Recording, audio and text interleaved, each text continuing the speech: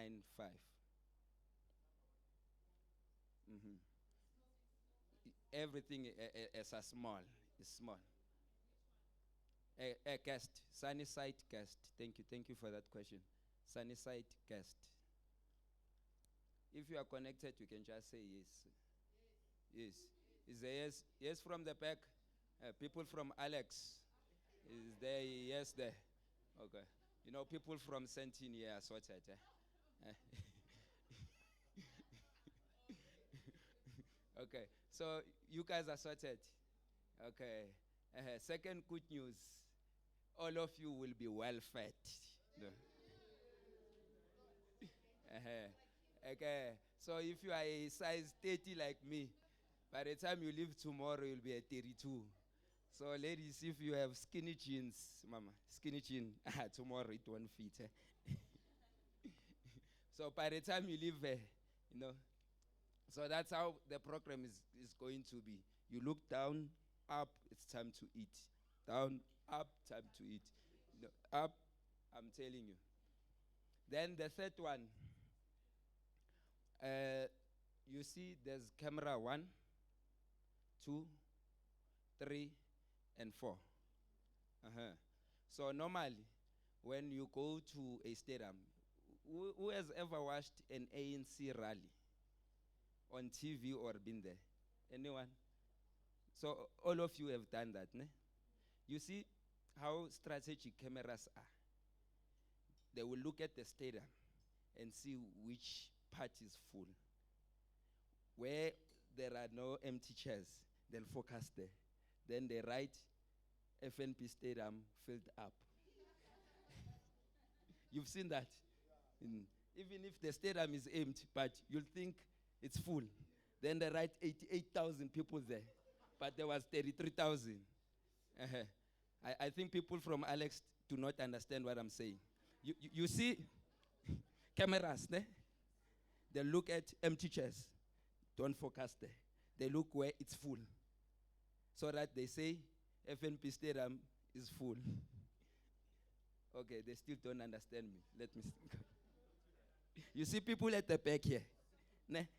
At the stadium, there'll be empty chairs. Then they ask people to go in front and sit and fill up so that Sunnyside Park Hotel is full. They still don't understand.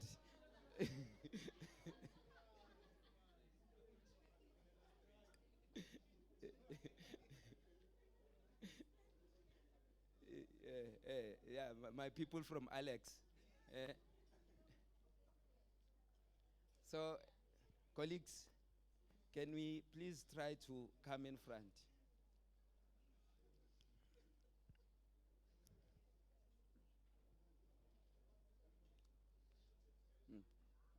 Okay, yeah. In simple terms, can we please come in front?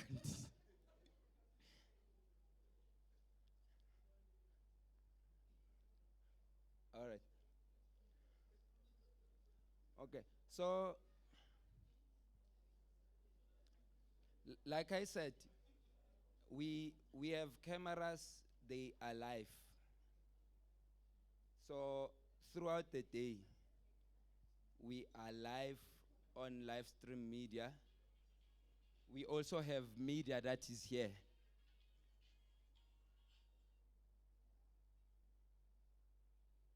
We also have media that is here. So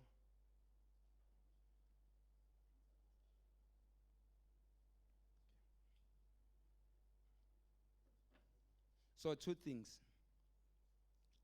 If you know that you are a sleepist, please drink as much water because cameras are live. So you start sleeping, it will focus on you. And everyone who's watching online will see that you are sleeping.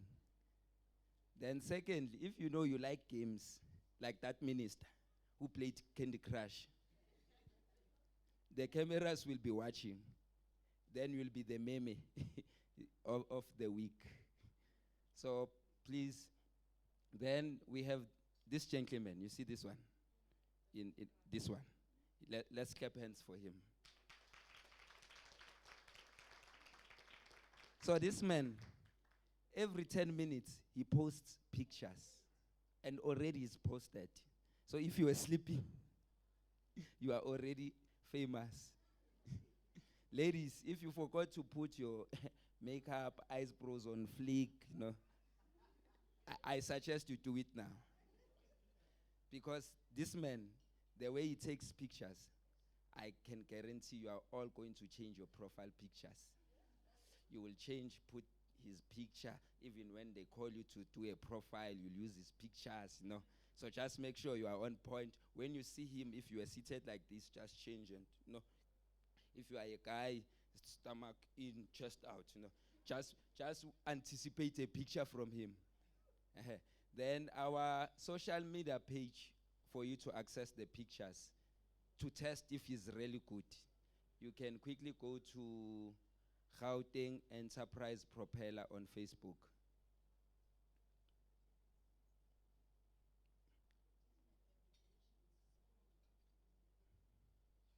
We'll deal with those politics later. Gauteng Enterprise Propeller. You can like the page, share the pictures, download, save it, use it however way. Just use a good caption.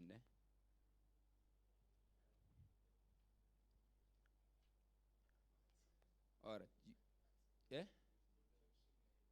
Like a positive one, Government is working. We give you free internet. We feed you, then you use a bad caption. All right. Done, ne? No, no Twitter, no Twitter, no Twitter. Don't want like Twitter.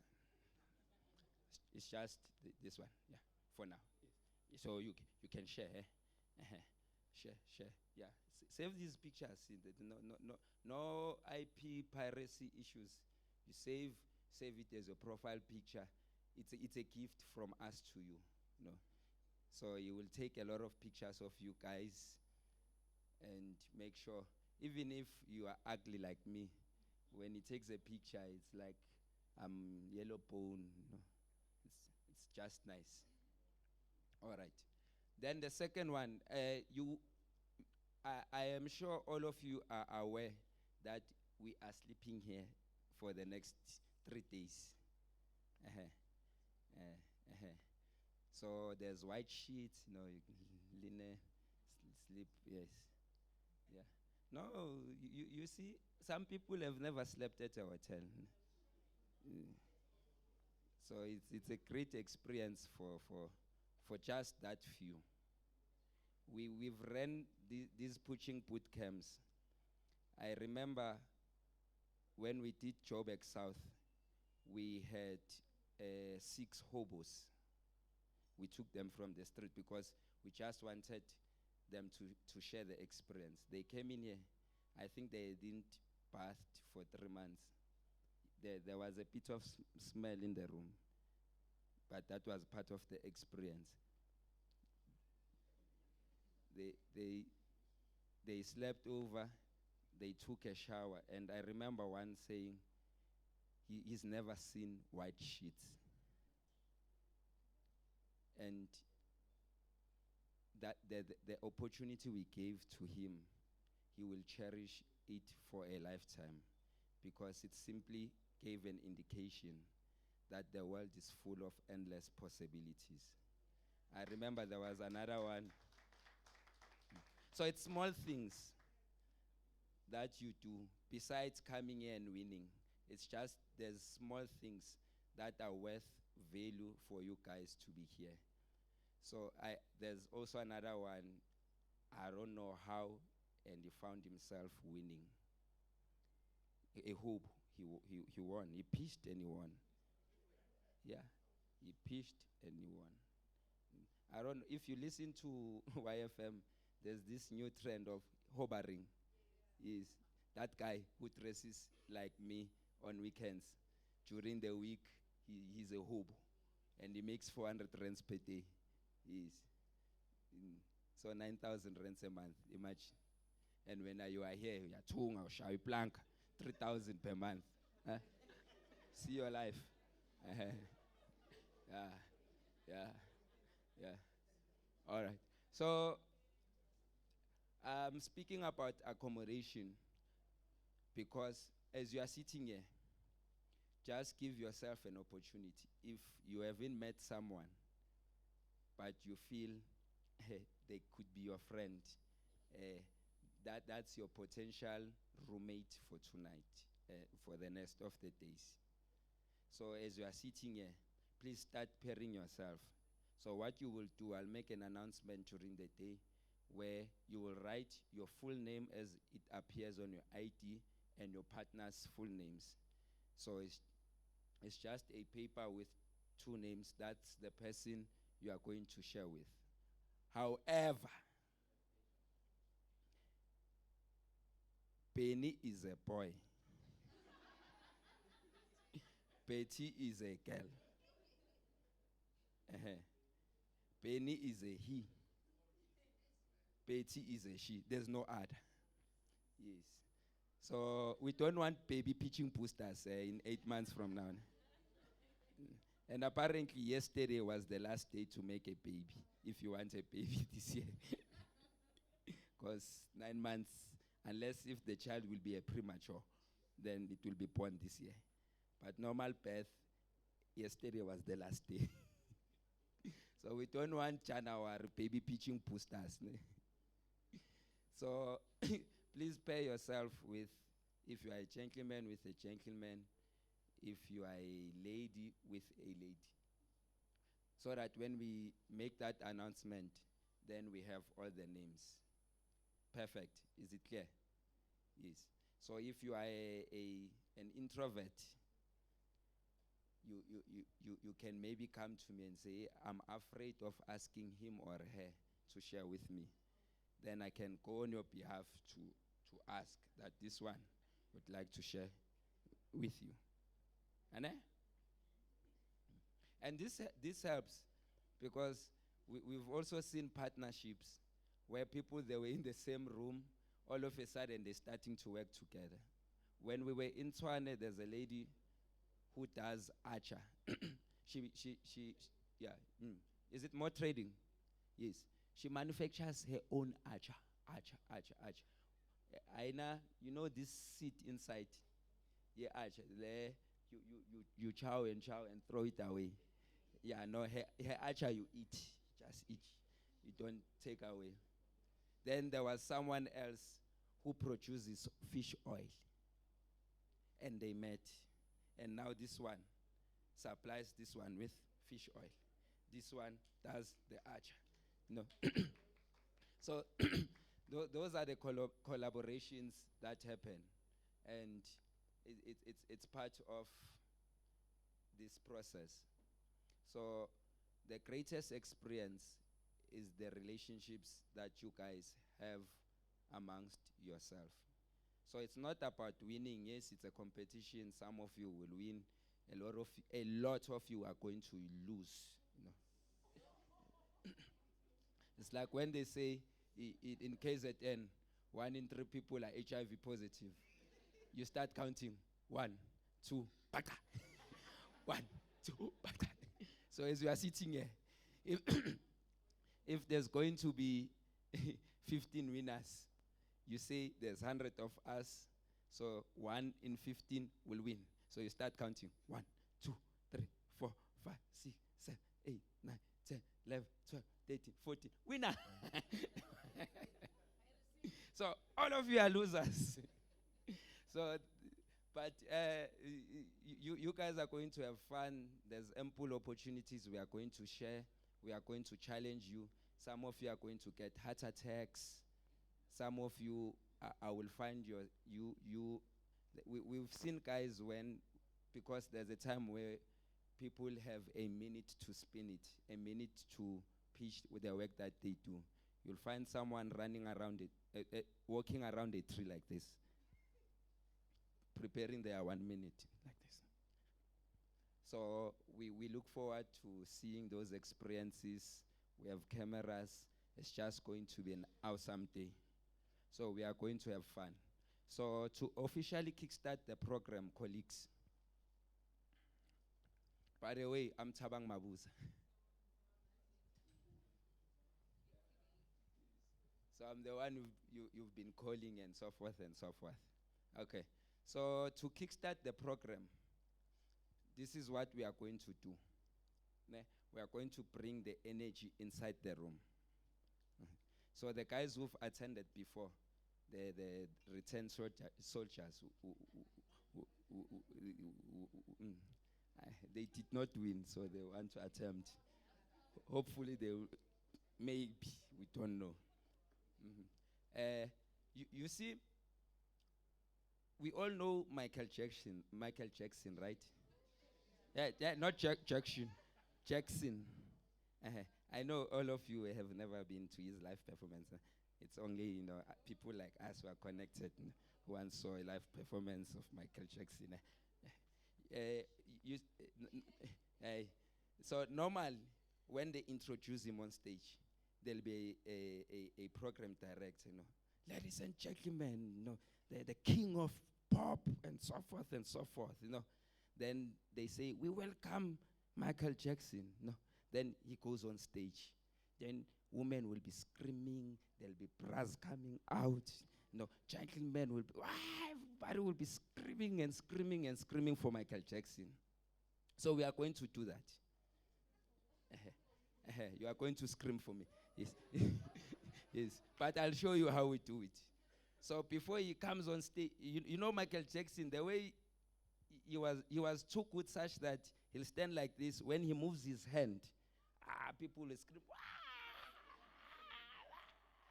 Some will faint. Then when he comes and touches your hand, you don't take a bath for 2 weeks. All right. So we are going to attempt that. Ne? So me, I'll be at backstage. Then I introduce myself. Then when I come, we scream and shout and shout and shout. At that time, all the cameras will be ready. Then we start the program. Eh? No, Pras, no. I'm not yet at that level. Not yet. All right. So are we ready?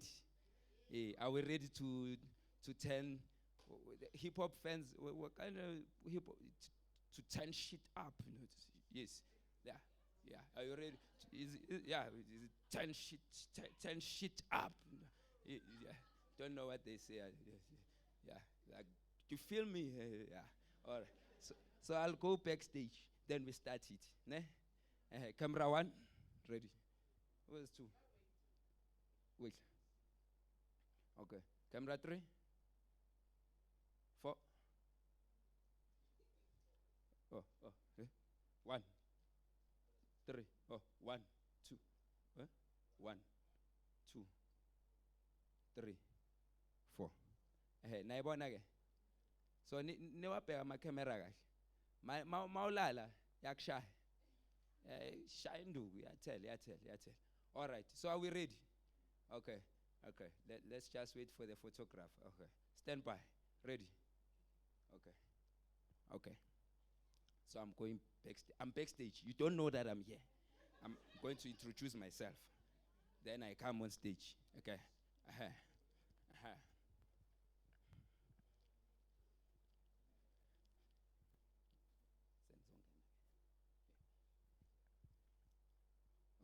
Ladies and gentlemen, I bring to you Ubebs we social entrepreneur, Ubebs we breakfast. Tabang Mabuza!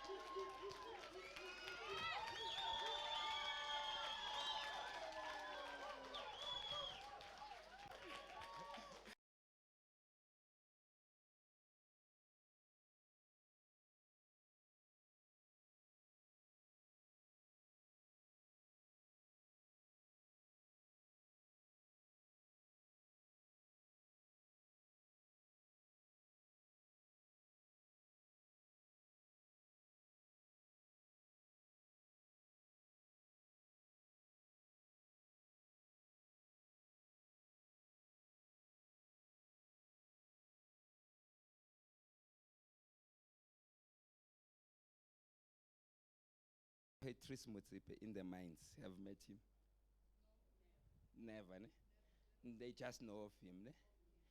Or the CEO of Anglo, the banks you guys use. Have you met the CEO? FNP? Okay, yeah, like you are. No? Oh, okay. Have you met Maria Ramos? Okay, okay, like you are. Okay. No, you've never met them. But with us, we are fortunate that we have the CEO who is here to talk with you directly. You know, some institutions they refer you to the manager or floor manager or the one next in line. But you guys have the decision maker to come have a conversation with you. How nice is that? Eh, very nice. We also have media who is here to take pictures. So ladies, if you're it's not on flick, you'll find your picture on front page. It is not on us. All right. So I would like to call two gentlemen who are going to open the session for the CEO. They are about to mesmerize you. Can I please call my comrades to come on stage? You see, ladies, you can start auctioning. This one starts at 500 rands. The one at the back, 2 rands. Start a bit there. Start a bit there. All right. Take it over. You want a mic?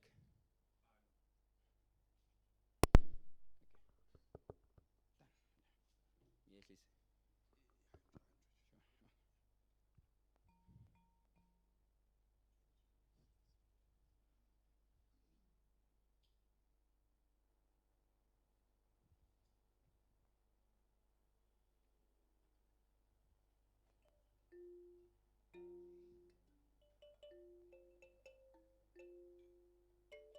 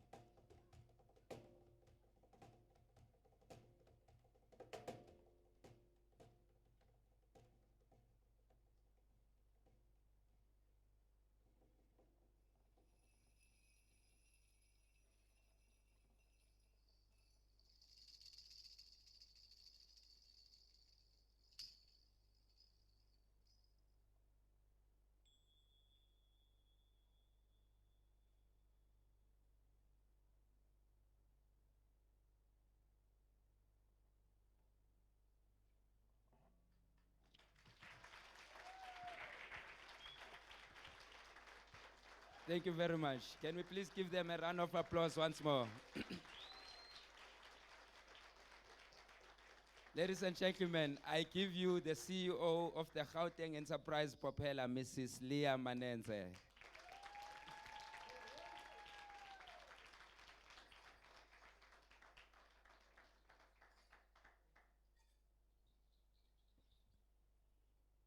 Good morning, sanibonani. Abantu abasha abaningi kangaka bese bathi morning. Sanibonani. Yes, kungcono. Okay, just switch it on. I never speak alone. Abantu abake attend ama sessions where I speak. So I need a roving mic. Ngiyazwakala kahle? Emove. Okay. So I normally have a conversation with young people, especially when we're dealing with entrepreneurs. So you're all welcomed. Namhlanje, we're so excited to have you in the room. So for the next 2.5 days, your lives should not be the same again, based on all the information that we're going to impart to you namhlanje. But before I start, I normally do a rider around the work that we do.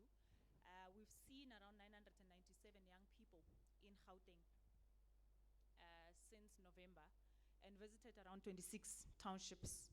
That's better.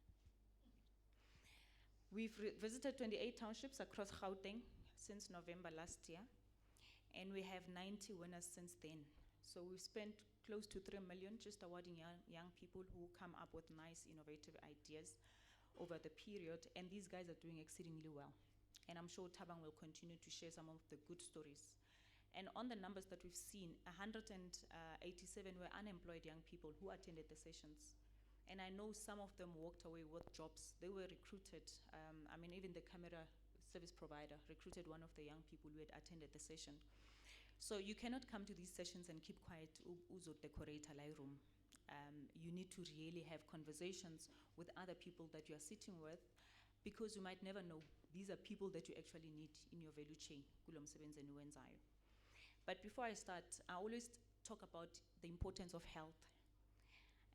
And people never understand health, entrepreneurship. Who might want to give me a guess? Why would health be an important subject to talk about when we're dealing with entrepreneurship. Why? You can stand up. You are going to get a picture. Eh? Yeah.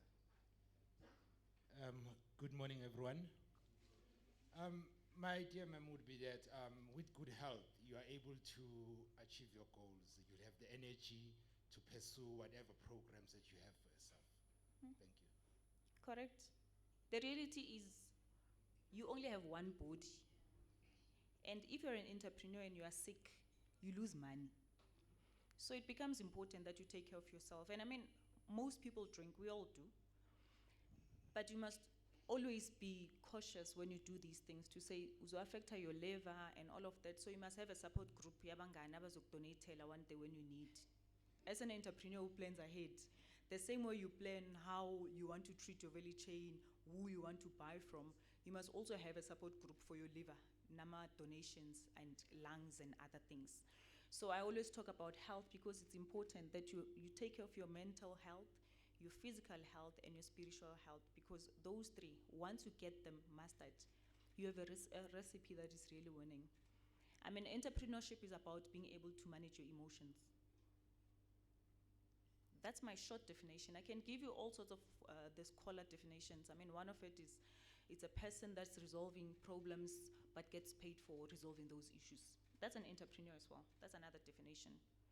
But I choose to say it's somebody who's able to manage their emotions, because as an entrepreneur, you're going to experience all sorts of them. And between today and the last day when you're pitching, you're going to go through all sorts of emotions that you did not even know that you had in your quest for the prize money. So it's about having the mastery to know ukuthi you cannot be shaken by everything and you cannot follow everything that people say or do. Your uniqueness becomes a selling point. A lot of people, what happens in the townships? Kune-stall say fruits and veggie, everybody in that street starts selling it just because babona abantu bethengisa. And I always talk about complementary entrepreneurship, where instead of ukuthi ni-compete ngokuthengisa lezi zinto lezi, when athengisa itamati, the next person must sell onion, the next person must sell something else, because these ingredients are needed. Mawuyopheka endlini, you are bound to buy one or two of these items. So everybody starts benefiting instead of ukuthi ufuna ukufana nomunye umuntu. And ukufana nabantu noma bepheka, you've seen the cooking competitions, you might have the same recipes, but there is something about the uniqueness of an individual that makes your recipe taste better. You use the same ingredients. So you don't ever want to lose your uniqueness, your individualism, because ubone abantu be follow something else, and so you also want to join. One of the questions I'd want to ask you this morning is this. Exactly at this time next year, it's 10 to 11, 2019, on the 26th of March, where will you be? Exactly at this moment next year, where will you be? Tabang. Baklabe basa sheba phone ya hao.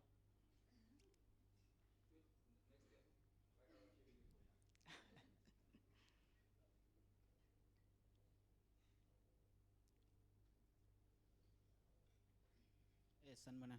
Hello. Yeah, ugama lami nguJabulani. Ngibuya ku sewing chicken poetry. So my idea for me now next year ngizibona like ngise factory. That's the only thing ngiyibonayo. Like own like a factory. Ikuphi factory khona? Sempumalanga. So Okay. yeah, like ngizibona sengiqedile kwakho. Like next year so ngizobe sengiqalile ukusebenza, which is izobe inabantu abayi-90 abasebenza kuyo full time. So day and night. So ile nto le ngizibona ngilapho. Empumalanga ne? Yes, Okay. kwaMhlanga. Okay. Thank you very much. Sebang.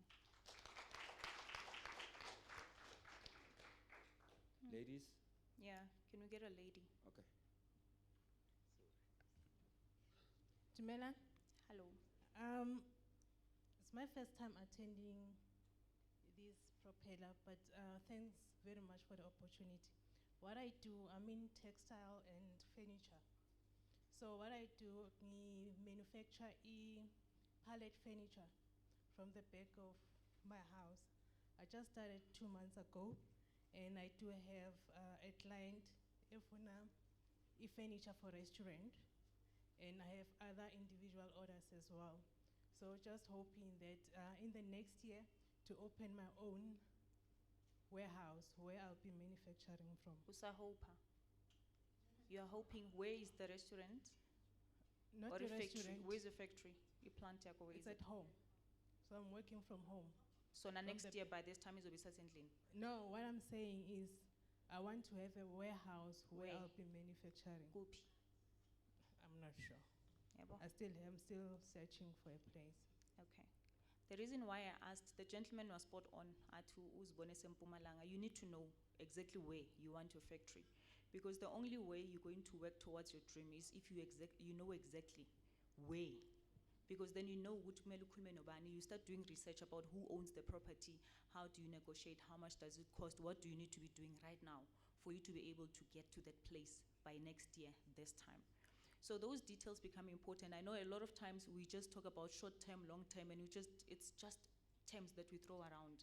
But it's important that you start scaling it down, but start putting together all these dots that are required for you to get to that place.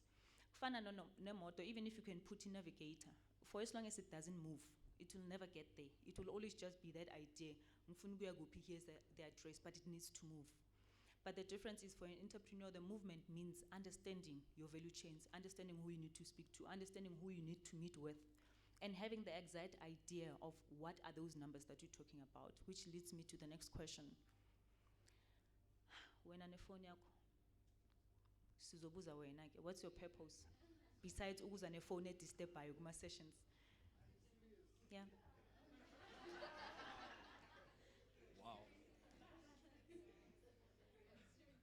Sanmonani, Hello. igama lami uSisa. I'm so sorry about the phone. Bengicabanga ukuthi ku-silence. Mina siswami, hopefully next year by this time. For- When I sikubuza your purpose, if I woke you up at 2 a.m. and ungangitshela ukuthi ubaba kabani or no, who are you? What is your purpose? My purpose. As an entrepreneur, it's straightforward. Mm-mm. Who are you? What's your purpose? I'm going there. Not as an entrepreneur. Sikhuluma ngawe. Okay. Entrepreneurship is something you found here. Mhm. Ne? No, not yet though. I'm just saying. I was born an entrepreneur, my Okay. sister. Believe me. So, Yeah. what's your purpose and who are you? My purpose is to uplift those around me, is to bless them with being around them, and to make more. That is my purpose. So, and how is that translated into your business as an entrepreneur?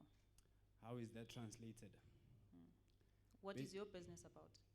I'm into furniture, Uh-huh. industrial furniture, office furniture, basically anything that has to do with the furniture. Mm. That is what I do. Mm. So the question was, Let's link that to your purpose. okay. I'll be straightforward. I'll say my purpose and my business would be the fact that I'm passionate about this, what I'm doing actually. Passion and persistence. I mean, those are the two things that have driven me Okay. to. Wena siyakudlula. Can somebody else help us? Can I ask you something? Uzoyithola ichance yokungibuza after the session, no problem. This side, yeah. Asiqale la. Who are you? Hi, my name is Robin, and I'm with Eddie's Mobile Kitchen. And for my purpose is to make a huge history where we are influential with the fourth industrial revolution. I'm here to basically unite all entrepreneurs into this one hub field so that we can feed off of each other. Being in entrepreneurship has been one obstacle that has been changing, and it's never stagnant when it comes to growth. But when we come together, I've seen the muscle power. So I've seen law firms, accounting firms, a whole lot of professionals who come together and start these firms because they understand when you're together, you can do more. So now I'm going to now instill the same mindset, as young as I am, but I'm going to instill the same mindset with us so that when we say South Africa, they think that we are in Wakanda. So, yeah. Anybody else?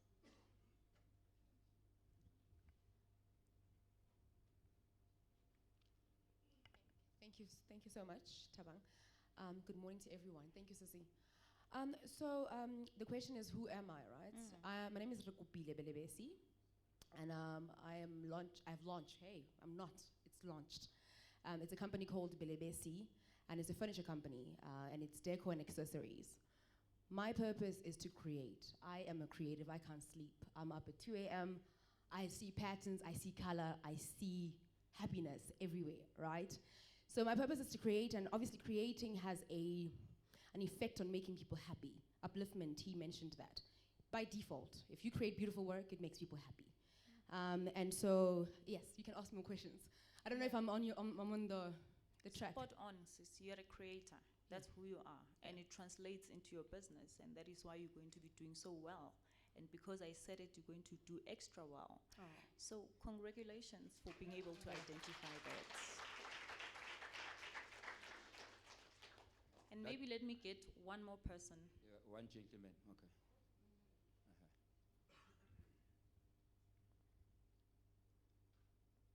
Putwam, Wena, what is your definition of success? My definition of success, I think, Uti, for you to have what is your own, not having something that it's owned by somebody else, but when something it's yours, I can say you are successful in that because you can take your own decisions. Sisho wena uthi you, sibuza wena. What is my definition? What is your definition of My success? definition of success is that I must also have my own thing. Let me just put it in a typical example on my business. What I do is that I manufacture office furniture, okay? But then I have seen and I've noticed that in South Africa, we are facing a huge crisis of having imported furniture from outside countries. So the purpose that my company, we are having is that we want to have our own manufactured furniture in South Africa because there are a lot of chairs, office chairs that we cannot manufacture them, but in my company, we can do all sorts of chairs. I even brought a sample of my chair there. So we do. Is that your definition of success? Yes, it is to. As I said, it's for me to have what is my own, and for everybody also to have what's their own. Okay. That's my definition of success. Okay. Anybody else?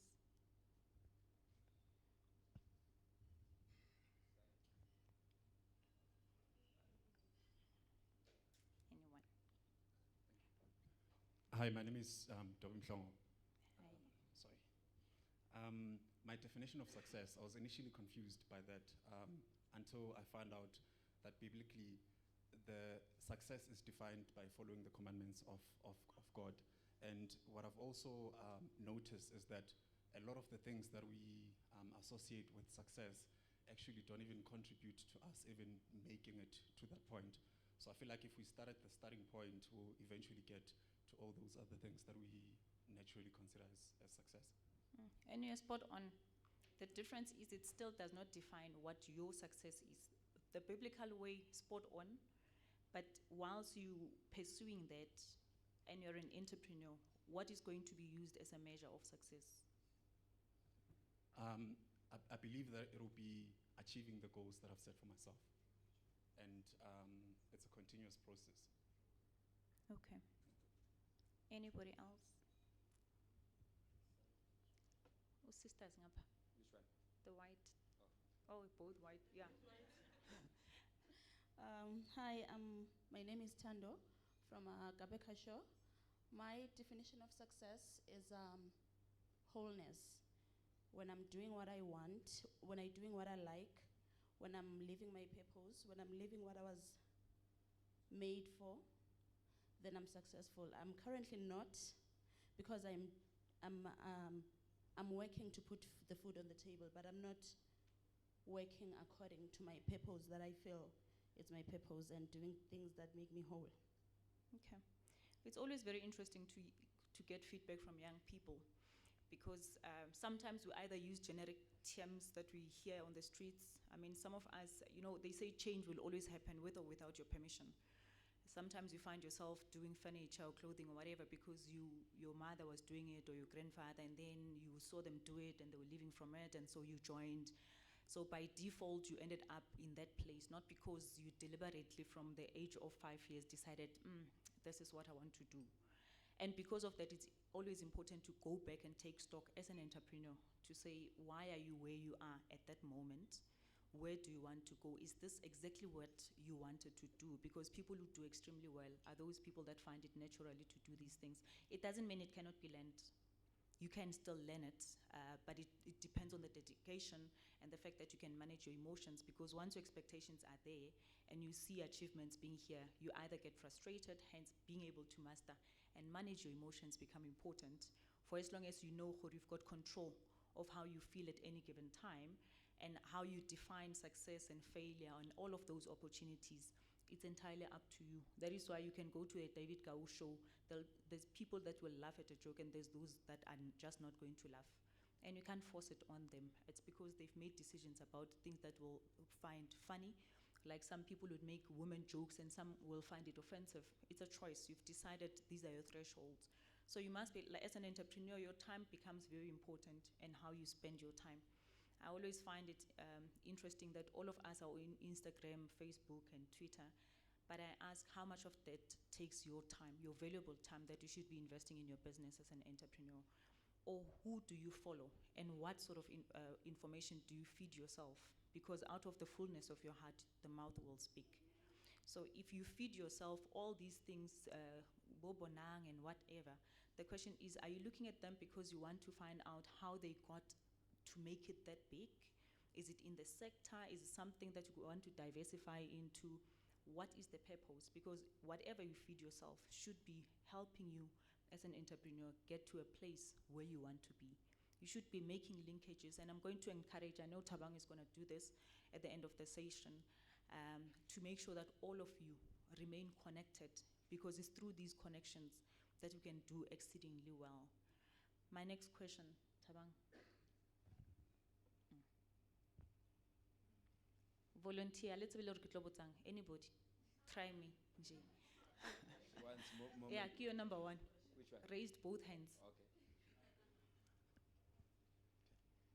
Okay, so who's the gentleman sitting behind you?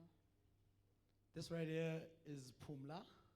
He is the owner of Pilgrims, and I believe he is in manufacturing. He makes clothes.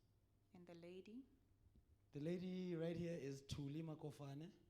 She's also in manufacturing. She does clothes as well. And the gentleman right there? This gentleman right here, his name is Koni Sifoloshi. He is a house DJ. He also plays kwaito, and he's also in the manufacturing of clothes. Well done to you. If ke mabitso a bona. Spot on. Ubone it. Okay. They are his friends. Yeah, no. Batlile kaofela ne. Yeah. It's fine, whichever way. What I normally do is ask entrepreneurs who is sitting next to you or behind you or on the side and so on, because we tend to take for granted these things. Ne? You just mosheba fela and you judge them by their looks and whatever. And some people have ali serious, bali nervous, they look like inkarba kwatile. Ne? So mosheba ka speed bo feta or ay ona uptight bo feta. This is the very same person that you need to be engaging with, because they are really going to help your business. So we need to take away this thing, the fear. You know, it's one of the reasons why entrepreneurs and young people don't do well is because we lack a lot of confidence. We've seen over the past, since November, at the pitching, we've seen guys with great ideas. But the problem is you must really listen and pay attention to pick up the idea, because haba fihla mona ba tlo pitcha ba fihla ba eme mona nkare ba sheliwa and ba dutse mona sona a re kgone le utlwa what is it that they do. A lot of them come with their concept, like the guy with the ka ditulo tsa hae. Some people you can see hore there is art there, but when they must express it, they find it very difficult. This is the reason why we've started the pitching booster, Because you will meet in your journey as an entrepreneur a lot of people that could really turn around your business. You must be able to pitch at any given time. And for you to be able to do that, you need the confidence. You need to be able to manage the fear that normally overcomes a lot of people. Hence, I talk about emotional management, because once you start mastering the art, you'll manage your emotions and controlling it. Most of us, people look at us when we come and we speak in this platform and they assume, we don't get, no, we do. We are like ducks. You know a duck, we're doing this. So, but you learn to control yourself, because ultimately your message must reach the audience it's wanting to reach. So now when you do your pitching, the expectation is it is scary, especially for people that you don't know and you're not sure who in. The reality is we also don't know. But the concept must make sense. It must follow some logic. And you must show us your passion. Everyone will be able to see. It's those things that you cannot fake. It's easy to see. So fear, that is why even the Bible speaks about fear 365 times, because it's real. But the issue is there is good fear and then there's terrible fear. Paranoid. Ask a girl when the boyfriend doesn't come home and you start putting in these pictures, because that's what fear does. It's you start worrying and then you panic about things that might not even happen. And you start creating these pictures and you start overthinking things and you create things that only exist in your mind. That is why when you walk into a place, none of us are expecting anything other than you presenting the best that you can, so that we can sell. You can sell to us your concept and we can buy.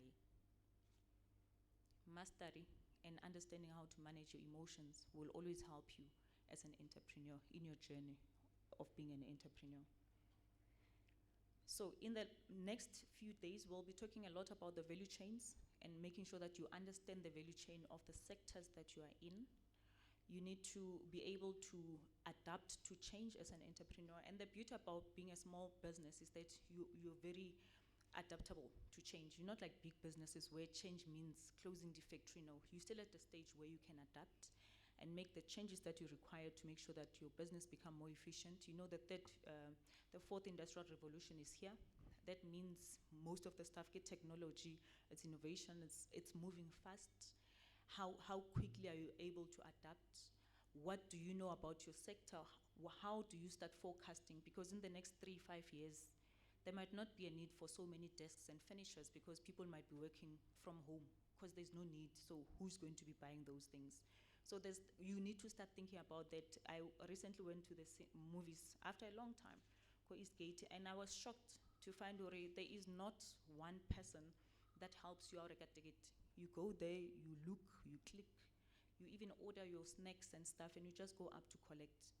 And I thought, wow, how many jobs would be lost here? So in the sectors where you are, you need to start saying it, how do you gear yourself up to always be ready for all these changes? Because trust me, they are going to happen, and they won't wait for your permission to do that. So what normally works, the reason why you have things like your Facebook and your Twitters, why do you think they exist? They've brought the world very, very close. So what does that tell you about relationships? They're very important. They're very important. You can be creative in your own space, in your corner, but if you don't engage with other people, you will lose it. No? For that who's given and does not use it, it will be taken away. You need to work with other people for the creative juices to always continue. And so it brings us to the last thing I want to close with, is the issue of trust. Normally, in townships, we don't, for whatever reason, I don't know why it's Tembani, it's very difficult to work with one another. The ideas somehow, I can make an example, I'm vendor. Whatever. So there's always these issues that are difficult. And for me, those are important topics to cover, because sometimes we wonder, why are we not doing well? We have so many, the majority is black people. We have so many entrepreneurs, and yet we are not doing as well as we should be, given the numbers that we have. And the reality is because we are just not collaborating enough. There's always going to be tenders for scholar transport for June 16. We will have to take young people to Nasrec for June 16 that week. And we will need around 8,000, 6,000 buses and kumbis to transport them. But what do? Mani bona leo tender. Utlo submit ka di kumbi tsa o tse 2. And the first thing anybody from Odilingo procurement will do is look at this thing and think, o tlo ba deliver ka nako mang batho ba? 2 buses, up and down, up and down. By the time at least at the last one, it's 5 days later, the workshop is finished. And yet, as we sit at here, we know somebody or owning the kumbis, and we could be just saying in a township, let's collaborate. Tlisatsa out say 5, tsaka say 20. You all bring all those things together, and you submit one quotation. It shows capacity because we know Arena space. That is why Arena Uber. Uber is very clever. You don't need to be packing the kumbis. You start creating your own Uber. That's 4th industrial revolution. You are in the furniture space. There is the need for new offices. You must be able to submit those quotations as a collective, because it doesn't help us as in how it's a one by one if it's in a capacity. Start utilizing the resources that are here. And you must understand that if you know your value and you understand that you are doing your quality of your products are good, then you will never sit in the corner one day and say, those people are corrupt. And true, government people can be corrupt. There's still a lot of corruption. But corruption requires somebody to sponsor it. So we need you to be corrupt. So for as long as you still don't value the quality and the craft how, you will always believe people that will say to you, I'm going at 10%, because you think you don't deserve it. So that day you start understanding, you don't owe anybody a favor to get what is due to you. Then this thing of corruption will stop. Because the drug addict, for as long as I drug, I'm going to continue doing it. So stop. And I say this all the time when I speak to young people or entrepreneurs, because for as long as there's people who are feeding this habit, it will not stop. So the power is on both from government side, where we deal seriously with issues of corruption, but also on your side. Report it if you know about it, but just don't contribute to it. Don't make it this easy for us to be corrupt. So I'd like to wish you all the best. Please make sure you use this time. You will not always get an opportunity to be in these sessions where information will be shared freely like this. Use the time when you are here well. We wish you all the luck. Tomorrow you'll be doing practical, so you'll be doing runarounds, from factories to factories, designing and doing all sorts of things. A little bit of project runaway for those that have seen the show. Designer and just create magic in a very short period of time. So we're going to really push you to a point of how at breaker you will remember my words, manage your emotions, because that's the stories of business. One day unale tender, next day I sali, what do? Do you shut down and die? No. You learn to think, because for as long as you manage your emotions, you start thinking. You don't just sit there or freeze. So participate fully. Make sure you are ahead. Make sure we know that you were here and make an impact. And please impact on somebody that you are sitting with, so that by the time you leave, we're hoping that there will be the friendships that will really grow from this. The various departments will be coming, more health, social development, education, and them, the procurement teams from those, because those are people that consume the products Salona that we've invited to also come here, because we want to create those opportunities. So don't sit here and be shy. It's not going to help you. It's not the day of shy until Wednesday. All right, so get out of your shell. All the best. Thank you very much. Again, thank you very much to the CEO as she's working down the aisle. Can we please give her a round of applause? Gentlemen, I can see your eyes. Beautiful, eh? She's hot, eh? And married, eh? Take her. You can look and observe. Yes. Okay. Ladies and gentlemen, having said that, she mentioned a most important thing that is leading us to the next speaker, issues of procurement. I noticed on the program, we are supposed to have Ntate Munanyane. So what we will do, we'll start with a gentleman from APSA, then after we'll call Ntate Munanyane. So on stage, I'm going to call Mr. Charlton Tangalan to come on stage. He's from APSA and is going to engage you guys on issues of enterprise development and value proposition. Can we please give him a round of applause as he's coming on stage?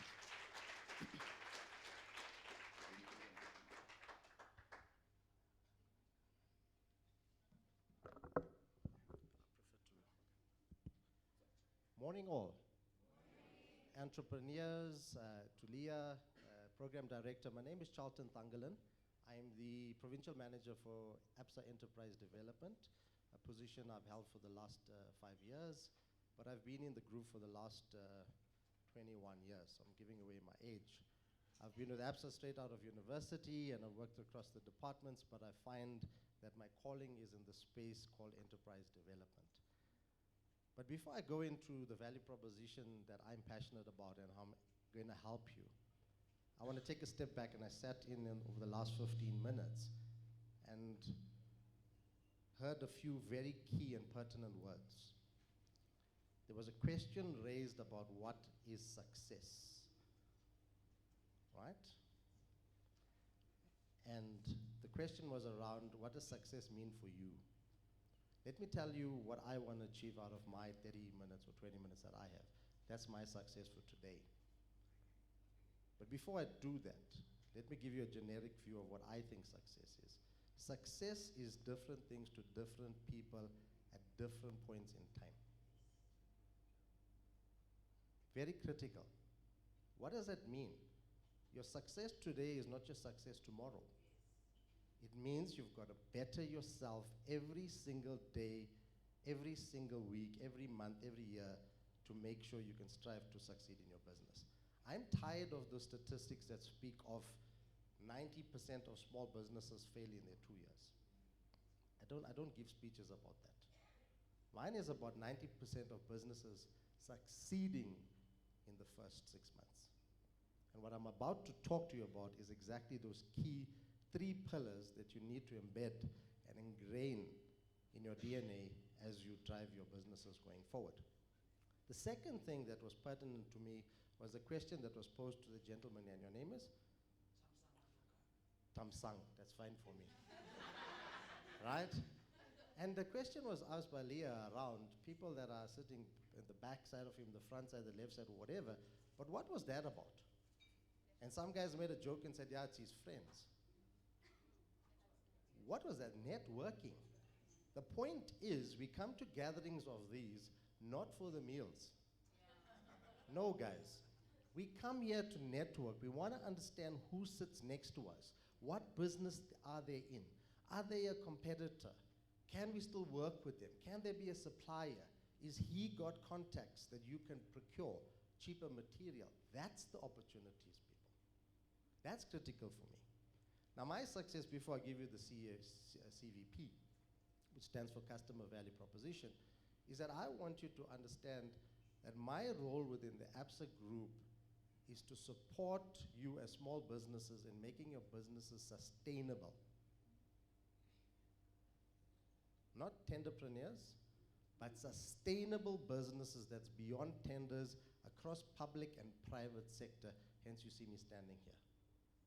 The second part of it is that my job within the group is about making sure I look after the bank's BEE scorecard for this particular province, which covers the 2 big metros, Ekurhuleni, City of Joburg, and various other local municipalities.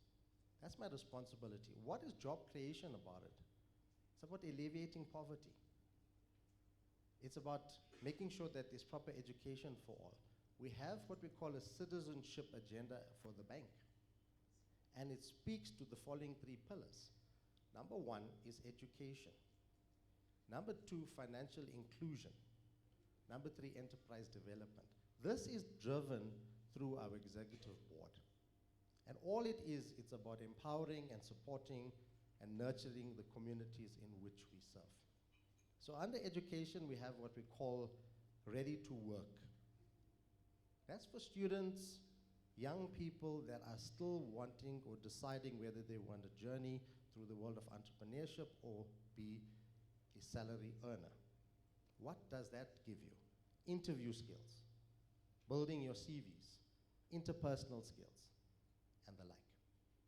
Over and above that, I don't know if you've been following the media recently, but we've recently announced our recent new purpose. As you're very aware, our parent company, Barclays, has sold down and holds a very marginal shareholding with us. So as a result, the bank is soon to be rebranded. What is our new purpose? It speaks to every one of you, and it's very simple. It says, bring possibility to life. So why am I sharing this at the outset? Is we are passionate about what we are doing. We want to empower you, but at the same time, you've got to empower yourself with the information I give you. So number one, let me get into the CVP. What is most critical to you as small businesses here? And forget my ABSA title today, because I carry no checkbook with me today. So it's not funding. Which is most critical for you? To build a sustainable business that can create jobs, that stimulates the multiplier effect. What is the multiplier effect? The one job that creates, that supports 20 people back at home. That's the key driver, people. If you create 2 jobs, you're supporting on average 20 people. That's the power of small business. That's why you are called the engine room of any economy. And remember, you have to start small before you grow up to a corporate. So what's most important? Anybody? What's the primary thing that's important for you to run a successful business or a sustainable one? In the back? Make money. Yeah, how do you make money? Consistency. Sorry, consistency?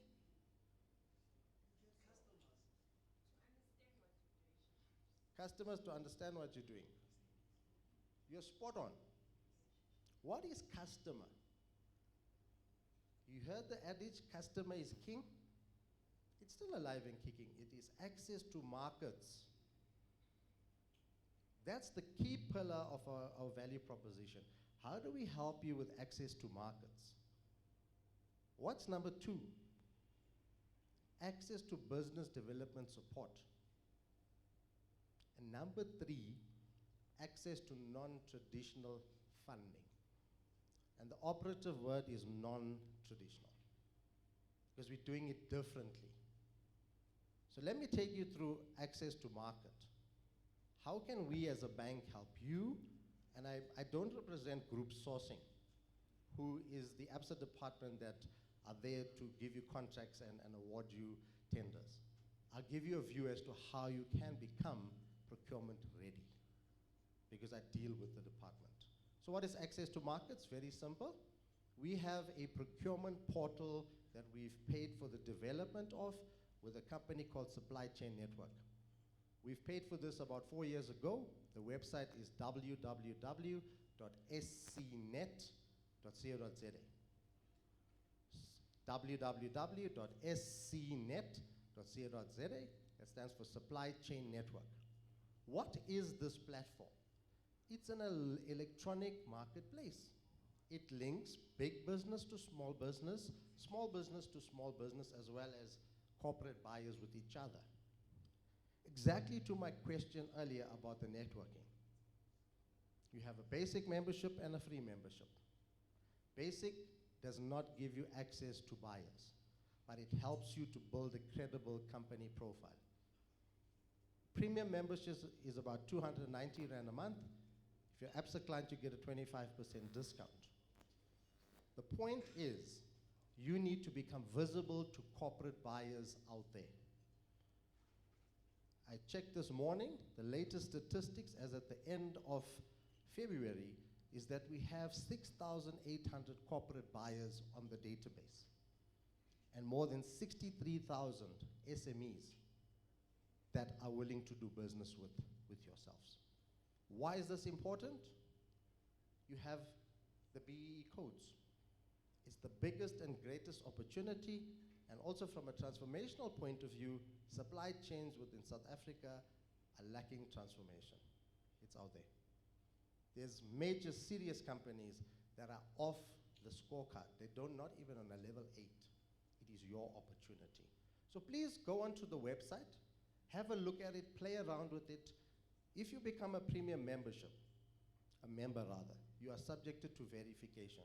Which is your key 3 licenses to do business? What is that? Which documents do you need to have to do business? Anyway. Yes? Yes? And BE certificate. And it's been made easier now. You get an affidavit. You don't have to pay for it. If you're an EME, you have an EME affidavit. If you're a QSC, you sign a QSC. What is EME? Under 10 million turnover. QSC under 50 million up to 10 million. There's new affidavits. You sign it off by a commissioner. All it tells you is your black shareholding and the turnover you have. And we stamp it. Done. So I'm glad you know what that is about. Why is that important? Procurement officers will not take you seriously if you're a basic membership. What is the other bit that we cover? Access to markets. We sponsor national events, not our sponsorship properties, the ABSA Premiership, Cape Epic, no. As ED, I have a localized budget as well as a national budget. And the national budget goes towards events like Proudly South Africa, National Small Business Chamber, and Smart Procurement that happens in September. So within this province, if you're my client and I nurture you over a period of time, it's my responsibility to make your business accessible to the corporate buyers that visit those events. I've just done that, and I saw on the agenda there's somebody to speak from a Ferntech incubator. There's a gentleman that runs E22, E, the letter E with the number 2 and 2, TU. I gave him an opportunity, a guy that I've been mentoring, his name is Tsepo, and he exhibited last week at Proudly South Africa at Sandton Convention Center. The stand cost me 75,000. I gave him an opportunity to access a market. What he did that event was up to him. He had the likes of Standard Bank, that was a platinum sponsor, the likes of Cecil had a major stand, but he could seek opportunity with all the buyers in that environment. We do that all the time. That's access to market. So your homework is to look for these opportunities. Where can you position your business? But you can only position your business if you understand what opportunities lie within each of the corporates or within public sector. What services or goods are they willing to procure? You become despondent when you go into the market with the same product offering. And there's a million people doing the same thing. Very difficult for you to get a nice chunk of that. Let me step off that quickly. Business development support. What does that mean? The fundamental reasons for failure is the lack of financial skills, business management skills. So lots of the survivalist entrepreneurs feel that they can just make the journey from a salary earner into running a business. No. You need the skills to run your business. You cannot outsource your accounting services to a bookkeeper. You have to know it yourself first. Your cash flow is your lifeblood. So you've got to manage that on a daily basis. You've got to know it. You do not approach the bank when you're in the red. You approach the bank proactively to support you because we are a partner. And trust me, I've been in the bank 20 years. I know exactly what I'm talking about. The tender and contract has been awarded months ago. A week to go, the government department is putting pressure on you, and then you're off to the bank. And you're off to the bank that is not your primary banker. Because you've heard through the media that ABSA is offering this. No, the bank must be your partner going through that motion. So what do we offer? We offer enterprise development centers in Newtown. We've recently partnered with the city with the Opportunity Center in downtown Marshall Street. We've got a dedicated staff member sitting with public sector partners like GEP, Innovation Hub, and Productivity South Africa. So we are a partner in this. It's a co-sharing, it's a co-creating sort of a model. We also work extensively across the province in the other SME hubs, and we've got co-location in the other metros as well. And then not forgetting that ABSA has the biggest footprint in terms of our branches, where we have enabled small business bankers sitting ready, waiting to help you. That's our business development support. Over and above that, before I forget, we do what we call company registrations through Swift. Everything that we do is for non-profit measures. However, for company registration, you need to pay for that. That's what we need to do. We also help you with opening of bank accounts. I have bankers. Geketso sitting outside is one of my consultants. She can come out to you and have your bank account open in 10 minutes. And in 7 days, you are able to activate those accounts. And we tell you about pricing, and we give you the right product that you want to actually use for your business. And then on the funding side, once you've got the access to markets, you've done your research, you've got a customer that's happy to pay you, you've got your qualifications and your skills, you then approach with a profile or a business plan around how much you want the bank to lend you. Business plan does not have to be in a specific format or PowerPoint. It could be handwritten, as long as we are able to understand why do you need a certain amount of money. I'm yet to see a credit official decline an application because it was handwritten or it wasn't of a certain standard. No. It is how are you selling your business to us in order for us to approve? We've got 3 pillars. One is a business as usual model. It's got nothing to do with enterprise development. I mentioned ABSA footprint. You go into an ABSA branch, you have historical banking relationship with any of the other commercial banks or ABSA, they ask you for financial information, financial statements, cash flow, business plan, and you go and say, I want an overdraft. The banker can help you if you've got a track record, maybe an increase from 10 to 20,000. If they cannot help you, they refer you to me. If you go into the ABSA website, you'll find my details on there. And I get inundated with calls on a daily basis and emails for funding requirements. We have 2 funding requirements or mechanisms. One is called alternative funds. This is the non-traditional bit. We have an SMME fund that is strictly for government, state-owned entities, and parastatal purchase orders and contracts. We lend up to 3 million per contract, per purchase order. The trick here is if you are ABSA banked, it can take up to 2 weeks on the first invoice. If you're not ABSA banked, the first one could take up to a month because we've got to get a bank account opened. We take the full risk. It is cash flow lending. We lend against your contract. We go directly, is my time? I've got 5, thanks. We go directly to the relevant government department and we validate those contracts. But guess what? We do not pay the money to you. X5 days are gone. You get a R1 million contract, we ask you for 500,000, you ask us for the 500,000 to order for school books. Before you can order the order, you bought the car. You can't honor the contract. The contract's gone. So we pay your supplier directly. And we manage the payment from the government department. Then we deduct the interest that's due for the period and we transfer the balance into a trading account. After a few times of discounting those contracts or purchase orders, you should become cash flush, provided you have the right accountant and bookkeeper as well as you having an understanding of your financials intact. That's the one fund. I'll come to you now. The other 2 funds we have is the Tembani Guarantee Scheme, International Guarantee Scheme. We can lend up to 20 million.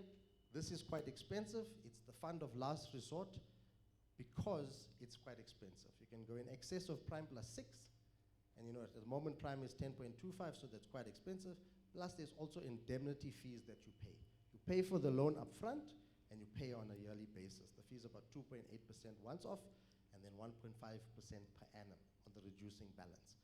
The moment those fees are not paid, the policy or the insurance lapses, and you can be called up. So we generally tend not to finance those deals. And the last one is where I play my biggest space in, is ESD funds. Enterprise and Supplier Development Funds, where we have a team that work with public sector and private sector entities. They go out, they sign an MOA, we execute our value proposition that I explained to you now, and they leave it with me within the province to execute. So what does this mean? You have got a contract with a specific department, call it SASL or Massmart. We then lend according to the contract or order from that respective entity. And sometimes it could be where we administrate the corporate's money at a 0% interest, or we lend our own money. So we really gone out of our way to make transactions work. I myself personally have handled a number of transactions in Gauteng. There's been a few that I can tell you about, but especially Massmart. We financed Letabo Milling in 2015, a Massmart supplier that took his product directly to market as Letabo Maize Mill, and that entered digital trading. It's out in Ventersburg. At some point in 2015, it was ranked in the top 3 suppliers. End-to-end financing for the particular customer. We also financed Biscotti Biscuits out in the Duncanville area, out in the Vaal, also a supplier to Massmart. So why am I sharing this with you? Dream and dream big. There are opportunities for you. Do your research, do your homework, understand the various departments, understand the landscape in terms of the economy, understand the compliance part of it, understand how to network, and surely you're going to find opportunities in where you can actually leverage and find business. And we as a funding partner are there, hence we part here today, and thanks to the Economic Development Division for graciously giving us the speaking slot. But we're here just not to position our brand. We're out here to share what we can offer and the value we can create, where we can actually fund you or train you or link you up to a buyer and those type of things. So thank you very much for the opportunity. I hope I've given you some insight, but thanks for the time. All right, thank you very much. Can we please give Mr. Tangalan a round of applause? I know a lot of you have questions. We are just going to park that for now. Then I am aware.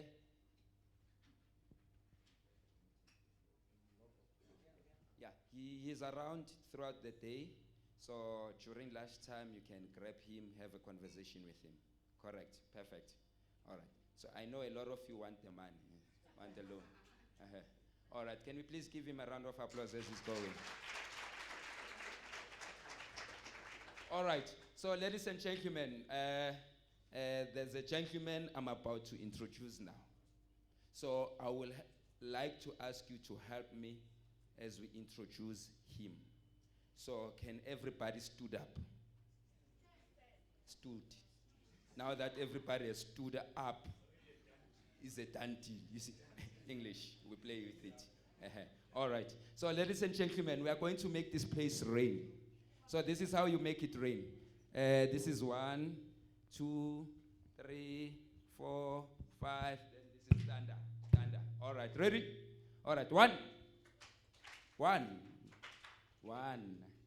Not thunder. 1. 2. 3. I know people from Alex. You must constantly supervise them. 4. 5. 2. 4. 5. Are you ready? 5.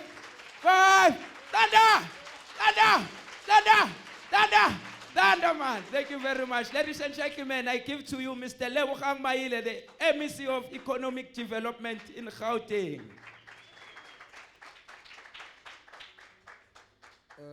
Thank you very much, Program Director.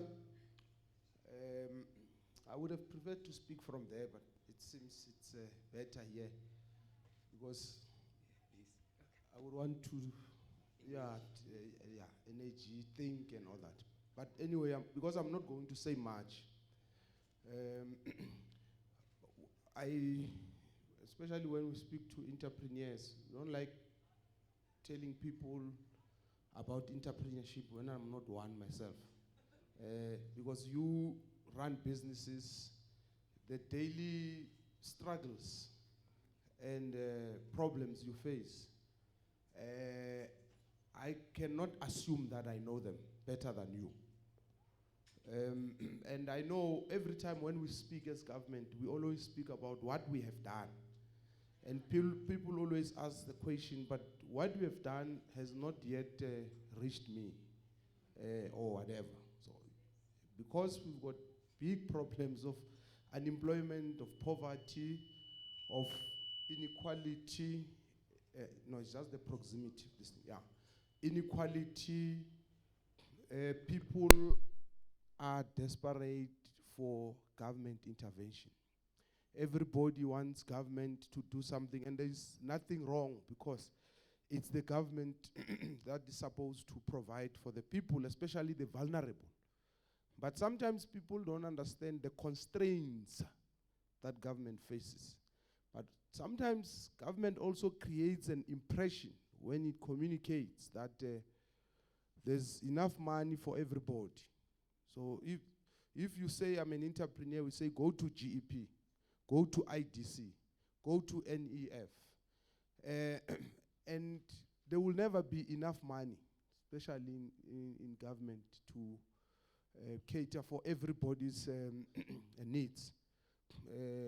And I always like using the opportunity, instead of claiming what or pronouncing on what we have done and achieved as government and all that, to use the opportunity to explain why it's always difficult for government to meet everybody's needs. Because government has got a limited budget, as I've said. I don't know how many of you know that our national budget, it's about 1.3 trillion. And there's 200 billion that is a shortfall. So SARS collected what, 1.1 trillion, something like that. And then you've got 500 billion that is already in the salaries. Government, different levels, and about 500 billion. 200 billion of that, it's already with education. There's another 120 billion, it's social grants. There's another 100 billion plus or close to that, it's, what do you call, health. Yes, health. So all these are important things: education, health, social grants, you know. So that's where the money goes to. So it means the limited resources that are left must then do everything that must be done by government. It must build roads, it must build houses, it must fund small businesses, it must do all things that must be done by a government. So it is in that context where I'm saying government will never have enough. And there's what we call competing priorities. In government, everything is a priority. So you can't say health, it's not important, education is not important. They are all important. Health is important, education is important, road is important.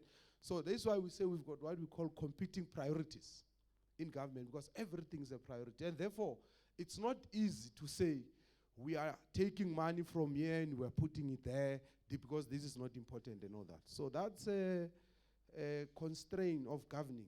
In fact, I think if you can ask the mayor of Johannesburg, he didn't understand that before he became a mayor. And as I said, do this, that, but if you ask him now, why are you having, every second day the robots are not working. There's more potholes now. Townships are becoming dirtier. He will tell you there's no money, people are not paying this and that and all that. Because now he appreciates that to govern, it's very difficult, it's not easy. And that's why I always tell people that, you know, those of us who support soccer, when Pirates plays against Chiefs and Chiefs loses, we all blame Propeller and because and we all have views. Why didn't he field this one? Why didn't he have this and that one? It's easy, we are outside. But when you are inside, you realize it's more difficult than that. So that's one, what I'll call objective reality. So this has to do with the fact that whether you like it or not, there's this constraint, and governments all over the world are faced with it. Then there's what we call subjective, I think, reality. And one of the subjective reality is corruption.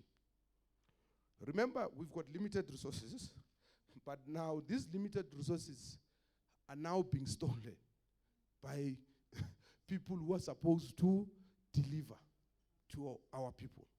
So that is why corruption must never be tolerated, because it makes the limited resources that we have not to work optimally.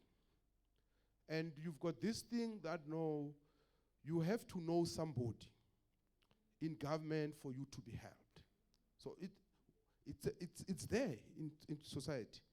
It does happen, by the way, in certain instances, as it has been proven on a number of occasions and all that.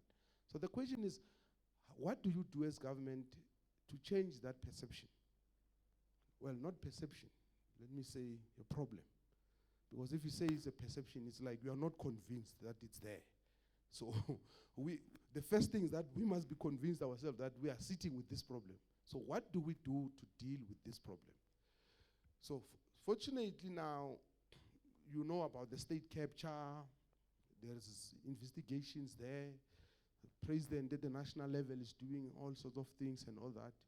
So in Gauteng specifically, the first thing we did, because the gentleman from APSA was talking about understanding government projects, this and that. Some of you are probably tendering. Although I'm told today we're dealing with textile and clothing, if I'm not mistaken, and furniture. And government sometimes needs furniture in schools and all that. And there's tenders. The problem with those tenders is that you have previously had a lot of corruption. So we said in Gauteng, the first thing we must do, we must not just talk about this thing and complain. Because when you lead, you don't have the luxury of complaining about problems. You must resolve problems. So the first step we are taking, which will not necessarily resolve the problem, because you know criminals have a very active mind. Corrupt people, you put this measure, they have a way and all that. But on our part, the first thing we are doing is to say, no, all the tenders in Gauteng government, they must be subjected to what we call an open tender system. So when you tender, those who adjudicate, there must be independent auditors, audit firms, that monitors the process so that it's not influenced. I forgot the figure, but already a few billions, 20 billion or more, something, worth of tenders in Gauteng have been done through that tender process. But the second thing we said is that the problem is not just the officials, it's also the service providers. Because it's us who say, no, cold drink, this and that, and all that. So we said, with all the tenders and this is a decision we took 2 weeks back, with all the tenders we advertise, it must be clear to all the people who are interested to tender that we're going to include a clause in your contract. So when the accounting officer sign a contract, that clause should say, if you will be found to have bribed somebody or involved in corruption, automatically your tender must be, yes, disqualified, something like that. The reason we ended up having this discussion is because of the recent scandals in the audit. KPMG, what is it? KPMG. So, because we've got a contract with them.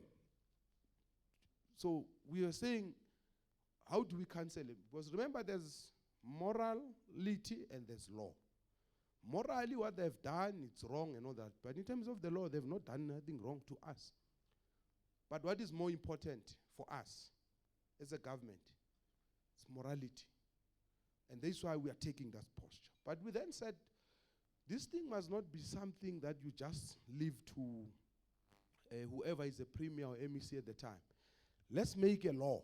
So we are introducing what we call an open tender law in Gauteng.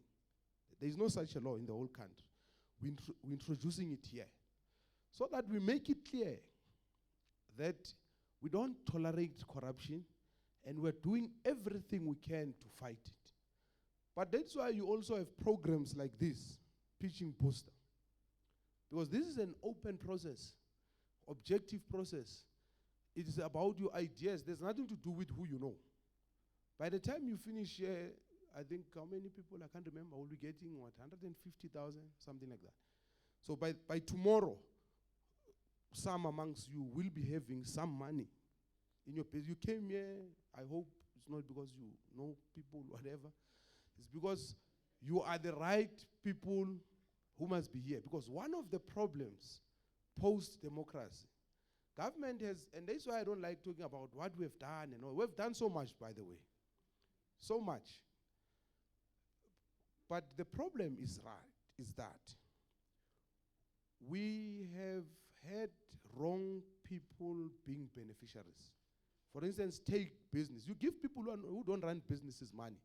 Because I know somebody, they put together a business plan for me, they go to GEP, they get 5 million, and then they get their cut.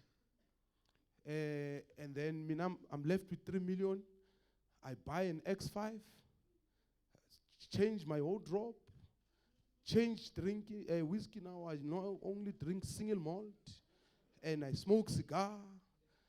Remember, that's all the things. There is no money going to any business. There is no money going to any house, because you were not supposed to get that money in the first instance.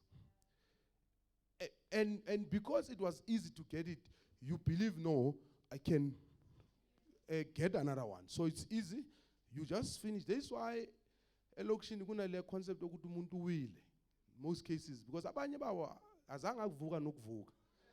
So because you don't understand ukuthi no, lo muntu because umuntu if uyavuka through hard work, it's not easy to go down. So if you have, and that is why you'll see in the papers next week or so, we're just waiting at least I'm holiday. I'm arresting few people through the Hawks because of this problem. So beyond the watch out, I mean, I've given the Hawks, I've got information. Because the problem is, when that happens, people say it's us, politicians. Nina, ANC, corrupt. There was a point where I was even scared to wear my ANC t-shirt, being an ANC member myself. Because I was indeed alive to this reality that people are doing wrong things and there is no consequence. There are no consequences. So those who are doing wrong things must know. Because as entrepreneurs, what is it that is going to inspire you and motivate you despite the challenges to work hard? Because entrepreneurship, as you know, it's not easy. It's very difficult. And that's why I don't want people who speak and say, you see, I started my business with my own money. Whose money do you want to start business with? No, really. You can't, as an entrepreneur, think like that. Because you think there's something wrong that you've started business with your own money. And this has to do with a whole range of issues. Issues of consciousness. And that's why even when you go to the townships, for instance, we've got a program. It's a big program. And in fact, I think this is the second biggest program after democracy itself. The township entrepreneurship, township economy revitalization. It's a huge program. If you talk radical economic transformation, you must make sure that program succeeds. Because you know, in the townships, as we sit now, there's 100 billion rand worth of economic activities that are taking place. And this is outside your stokvels and burial societies, which is another 74 billion. So this is the monies that we have. You probably, end of the month, have 500 rands, 2,000 rands, another 10,000, and on. When we go and buy Checkers, Mapunya Mall, wherever, whoever. But you know what's the big problem? That money does not circulate in the townships. It leaves the townships. If we can be able to get to a point where this money circulates in the townships, and we get to a point where we are able to manufacture and produce the things that we consume. Because currently we are just consumers. And even worse, we've got a culture of saving, by the way. I always tell people, no, it's not true that we don't have a culture of saving. This is why we've got stokvels, burial societies. The only problem is that we save for our funerals. We don't think about our future, and that's why we don't have that culture of investment. Because if the money that we have collectively as stokvels and whatever, we were investing it in the productive sectors of the economy, where you are able to consciously say, here the bread we eat, the meat we eat, and all that, we're going to process it in our townships and all that. So what that happens, you're going to, people will stay in the townships, they will play in the townships, like people who stay in Sandton. The reason we want to stay in Sandton or any other suburb is because it's convenience, more than anything else. You go to work there, you dine there, you play there, everything, you do it. So, if we can succeed, which we should, on this township economy, on our part, and this is what I'm saying, I don't want to talk about what we've done, because I'll come back here. Because on our part, in 2014, Gauteng government was doing business with township enterprises to the value of 600 million. As I speak to you, we are now procuring to the value of 17 billion. That's a good story. It's a good story. But you know what's the problem with this good story? Somebody who got a tender to build a road or to build houses, they had to go to big companies to hire machinery. They had to go to big companies to buy material. So you might find that in this 17 billion, the actual money that remained is 100 million in the townships.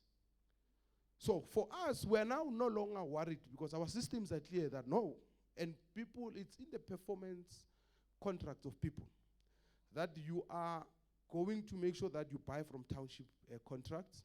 So our worry now is these township businesses, where do they source their material? Where do they produce the finished goods? So that is what I would call the second wave and the second phase of the township economy. The first was to introduce it, make it fashionable, and that is why you have people saying, yeah, I mean, I'm told him but now I'm in a township campaign. At that time, you just registered Lapayan, which is fine. There's nothing wrong because there must be economic activities there and all that. But for us, it must also not depend on government. Because this private sector, they spend a lot of money in the townships, or rather we spend a lot of money buying their goods, their products and all that. But they're not bringing back that money. Everybody's looking at government. If you look at the economy, South Africa's economy, the last time I checked, was worth about the GDP. Yes, it was about, it's obviously more than that because economy is not just measured through the GDP only. About 4.5 trillion. But I said our budget is 1.3. Well, it's 1 because there's also a shortfall. So what it means is that 3.5 trillion, it's in the private sector. But we are all fighting for this 1.1 or 1.3, which is not even 1.1, 1.3. It's about 600 billion in goods and services. So that's what the overall majority of people are fighting for.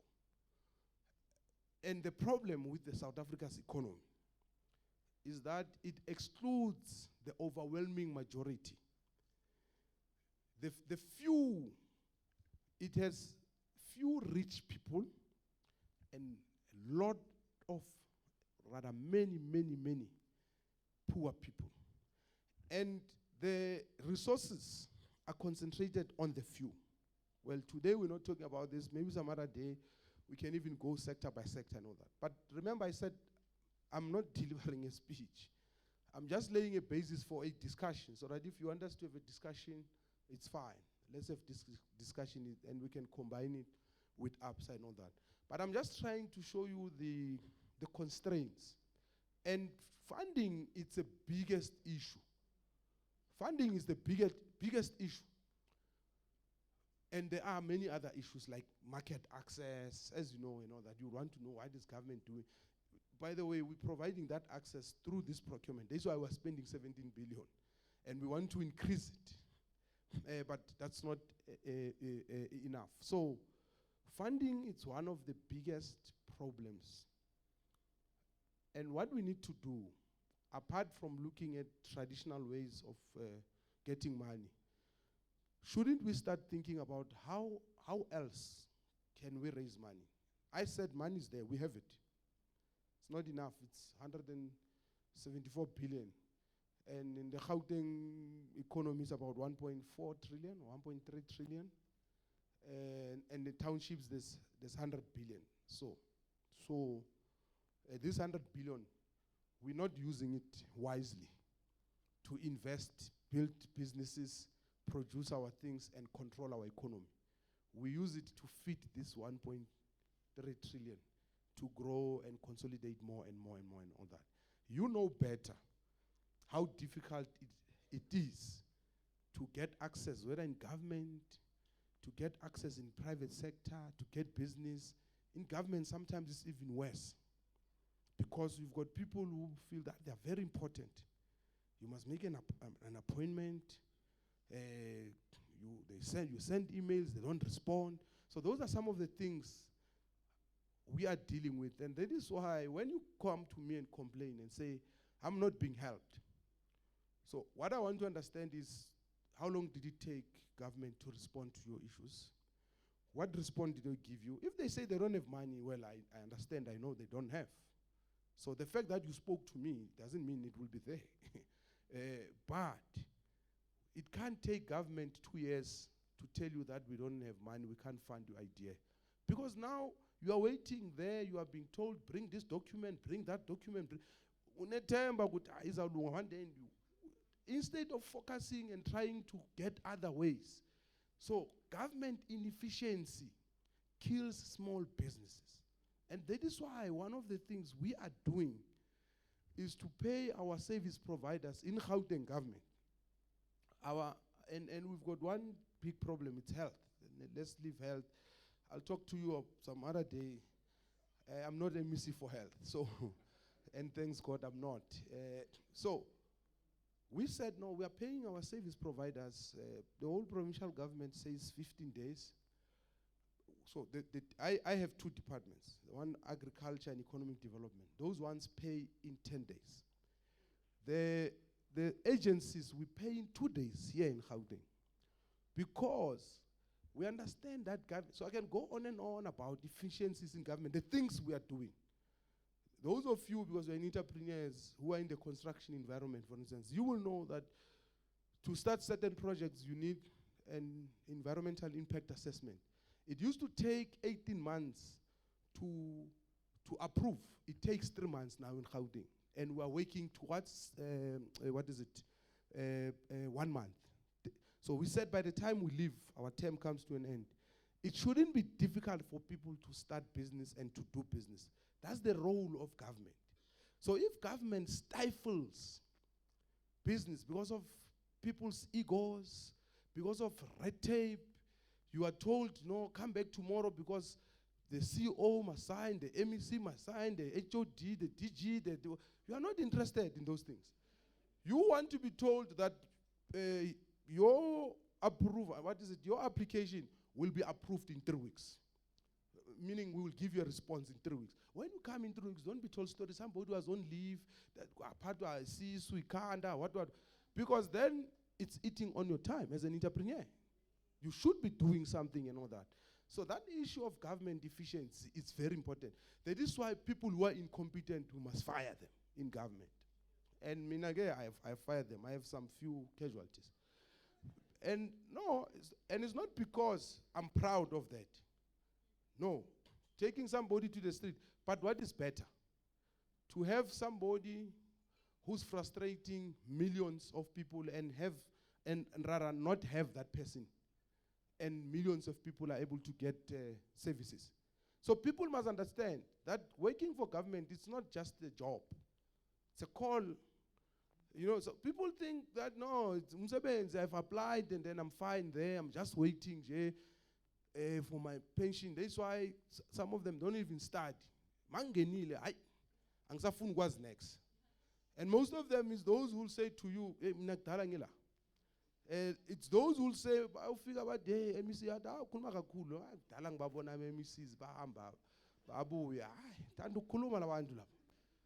so, my attitude is different. As I conclude, it's not about that. Wena uzohamba kuqala. So that umekala queuing here unemployment insurance fund. Ngizabe ngisemva dedinga unemployed mean. Because we can't have people being paid from the public purse and not giving, what is value? How do you call it? Return on investment, eh? And value for money. And I can't be proud. At the end of the month, I go to an ATM to withdraw money. When I know I don't deserve that money, I have not worked for it.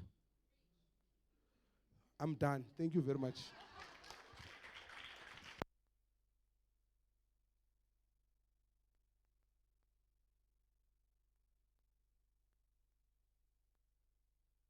So, colleagues, thank you very much. You have an opportunity to ask questions to the MEC. So, I will take 2 questions this side, preferably a male and a female, and also this side 2 questions. Not a thesis, ne? 30 seconds. So don't tell us me, I am from there, Kulega Nzima. So I saw his hand first. Yeah, and you, my lady. Sorry, my brother. But if there's time, if they keep to 30 seconds, we'll do another round. Thank you very much. I'm Tabang. Moses, by the way. MMC, thank you very much for the opportunity. MEC, thank you very much for the opportunity. There's a question that you asked about how can we fund ourselves as small businesses. I believe I did a bit of a research in the past 2 weeks and a few months back. It's as simple as done. We have a funeral society, so how about we do our own small business investment society, whereby as individuals we contribute a certain amount of 50 rand.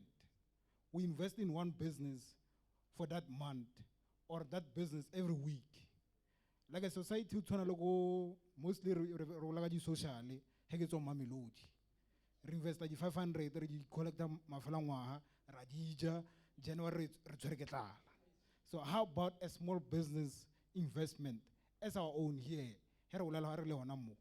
Thank you.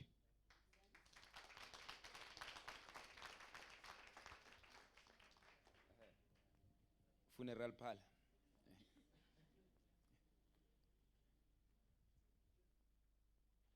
Oh, I thought it's a lady. Dumelang, Mr. MEC. Lebitso la ka ke nna Khaya from MRWMK. So, ke utlwile o bolela ka hore the government institutions, they need to pay out in ahead of time. Kawani, then I'm a victim of a person of like who's been paid months after rendering my services to my local municipality. So now, Nyako Tseba, is what is actually being done? What implementations are being done to focus on small businesses being paid on time? Because it's very important if you are a business, essentially starting up business, and you cannot be paid ahead of time. Because like if you are not paid, you cannot do anything. You are dependent on that salary that you need to do. So what is being done exactly? All right, thank you. Now GP pays me in 2 days. Yeah. Wednesday, I'll be paid. Send invoice pay now. Government servants. No, I did not note you. No, his hand was first up. Do we have a lady or should we give it to him? Okay. Ladies, Tololo, let me see. Ladies are afraid of asking you a question.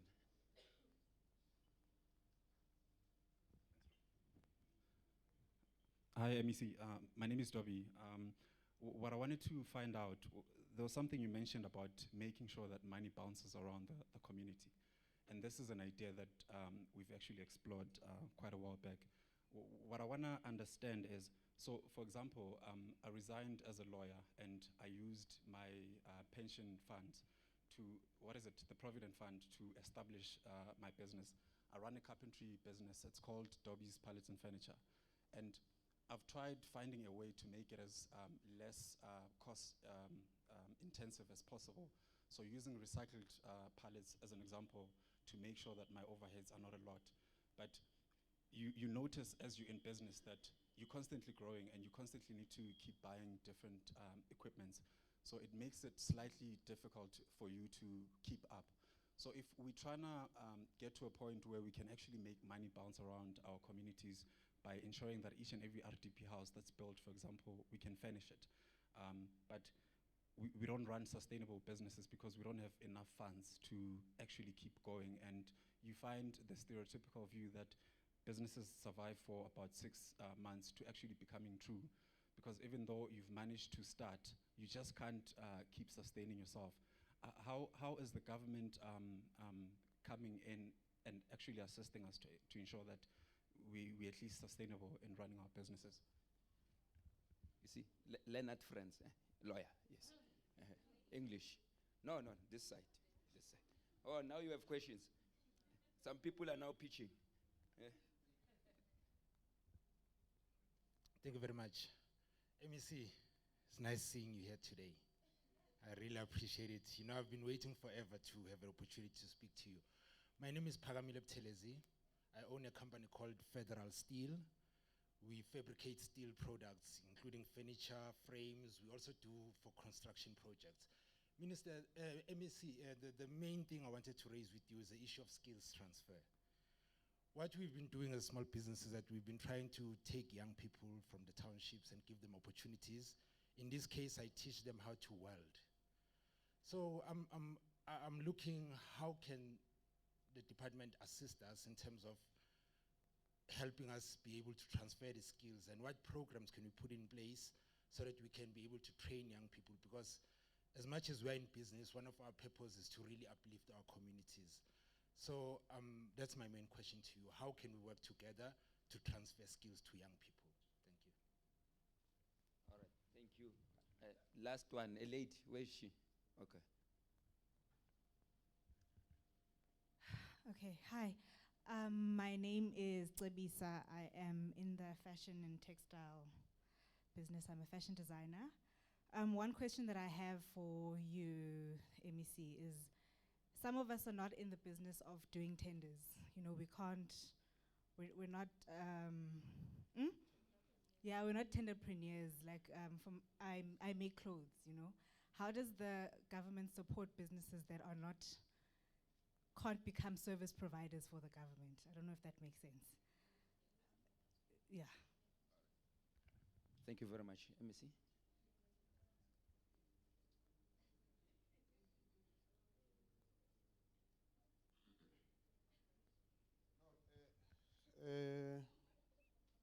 Yeah, no, thank you. I think, Tabang, you are right. I mean, I don't want to belabor the point. It's important to look at that. How do we use the money that we have to invest and start businesses collectively and all that. Some other day I'll talk about this a problem why we are not able to work together as blacks. I think that's the other problem.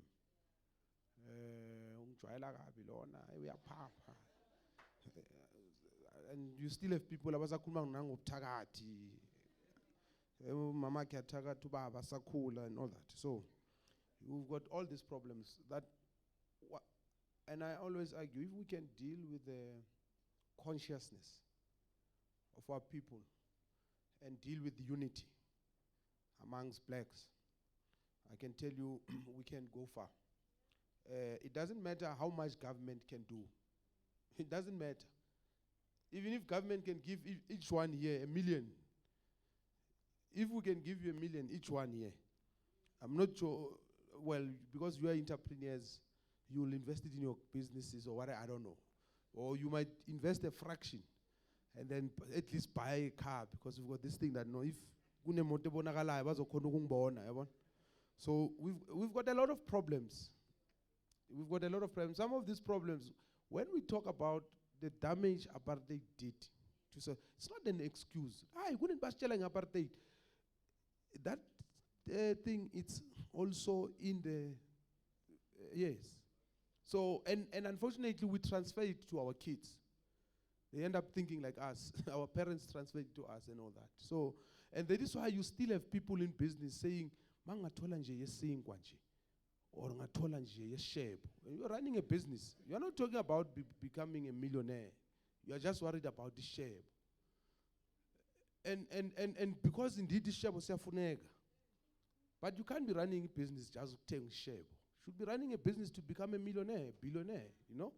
So, but it shows you the mentality. Yeah. So I don't want to belabor that point. No, Kaya, I don't know which municipality comes from. PT government, and I was talking about Gauteng provincial government, that is led by David Makur, here in Gauteng. These are the things we are doing. If you say to me, I've got an outstanding invoice in Department X or Z, come to me at this meeting, give me the details. I'll make sure someone follows up with you. It might not be in my department, but we've got a collective decision we've taken. And maybe one of the things we must do is to work with municipalities, because you know how our governance system works. We've got 3 spheres of government that are autonomous from each other, meaning I can't tell the mayor of a municipality what to do or not what to do. So it's constitution and bureaucracy and all that. But we will, but at least if it's from a party that I come from, a municipality that is run by the ANC, the party I come from, so you can still talk to me and we can intervene in that municipality. But if it's a municipality run by someone for another party, the only thing I'll do, I'll just use that information so that during elections I use it against them. So, no, that's politics, eh? And that's what they do with us as well. So that's what they do with us as well. So, you know, finishing the RDPs, you know, we would have to have a proper discussion. For me, it's not a solution. It's simplistic, because what you're saying basically, remember I've said government is giving people so many free things already. And I didn't go into, I can take education for instance. The only thing we have not done is just to declare that in Gauteng we've got free education in the schools, because kids don't pay school fees. We spend 1 billion a year feeding 1.2 million kids in our schools. So, and you know, now we are targeting about 1 million girl children to get sanitary towels in Gauteng. So I can go on why it's important to do this and all that. So the money that is there, it's making all these significant interventions. There's money we spend, the last time I checked, there's about 3 billion on antiretrovirals. So we can decide as government, say, if you are HIV positive, you are irresponsible. Condoms, advertise about, we can say that. We can say that. And then the 3 billion, finish a RTP house or fund my SMMEs. But you know what will happen. And that's why I always say, because nagi mupedi, ki khomo ya mushate. Aketse bore ke bo mangwe. Wa igapa umlato, a we gape umlato. So those of you buying babedi, you'll explain to others. So it's you're always between a rock and a hard place. You give people a house. After giving someone a house, they need furniture. They now realize, that's why I always tell people, I want a house. They now realize, hey, I must have electricity. I must have water. That is why you must see where there's toys. People buy cooking, they don't toy. Most of them. No, yes. No, listen to my theory. People who toy in most cases, those are DP houses. Somebody just got a house. They were sitting in a shack. Now they want a job. Now they want free electricity, free water, free education. Yeah, the person is staying in an RDP house. He has just been given a house. Those who are in the shacks, they're still living in hope. Hey, namang as I am, especially if they see somebody, hey, namang as I am in. So I think we'll have time some other day, we'll talk about these things and all that. Because I can tell you, there's a serious, serious problem. But I agree with you. You know, when you look at your middle class, and we don't use our power. You know, black middle class is significant. And I think the stats, APSA will help us in terms of collectively how much we are spending there and all that. We buy houses, flats from mid-rent, this and that. We don't worry who is finishing those. So we need to find a way through government and support of people to legislate that when you build as a private developer, you must have so many percentage. The percentages we put for those who get tenders, 30%, whatever, we must do the same. Because that way, we force them and you are able to get opportunities. And you don't always look at government for opportunities. Because finishing RDP houses means our only hope is government. And what it means is that it will increase the price of building an RDP house. And when it increases, it means you'll build few houses. And in fact, we want to go away, move away from this thing of just building RDP houses. Somewhere, nowhere, just RDP houses. They are isolated on their own there and all that. There will never be an economic activity there. Everybody's unemployed there. They just have a free house. That's why there will always be matches there. Because how do you take people in a felt, in Salan lab? And that's why you'll have all these things. But we are dealing with them now because these are mistakes we committed after democracy. We didn't have experience of governing. Now we have experience. That's why we can't be repeating same mistakes. And that's why now we do what we call mega human settlements. And it's a mixture. RDP houses, middle income, this and that. And as government, we give developers a land and we say, we have a scheme. Well, I'm not in housing. They give people grants when you've got a bond and what. So we help you. And then it helps, it's bonded houses, it's RDP houses. And you know, that way, it then will help us to build social cohesion. But I can go on and on about this issue because I'm very passionate about the liberation, the total liberation of our people. It's not complete. Economic freedom and all that. You see, I don't want us to make it a slogan. We want economic freedom. No. What does it mean? How are we going to do it? And that's what we must talk about more and more. So without wasting your time, ladies and gentlemen, Pagamile, I don't know what idea you have in terms of working with us, but we want to work with everybody. I can tell you now, please give your details to our team. We've got a TSEPO 1 million program. I don't know how many of you know about it. Oh, at least siyazamanyana ke manje. Because you know, government has got a lot of programs, but we are the only ones who know them. People don't know them. And that's why I don't like talking sense. So,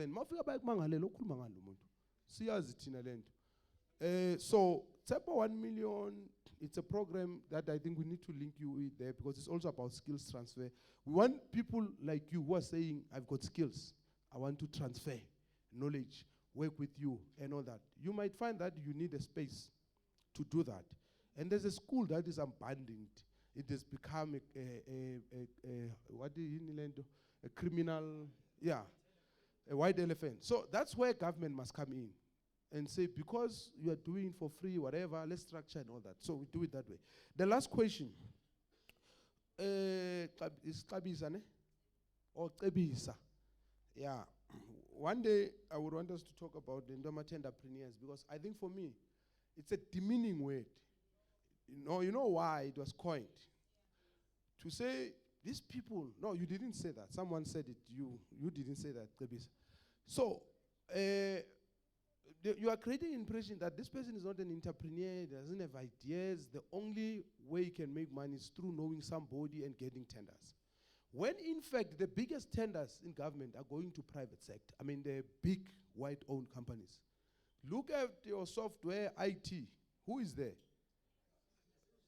Microsoft, SAP, this. Look at the big audit contracts. Who's there? KPMG, this.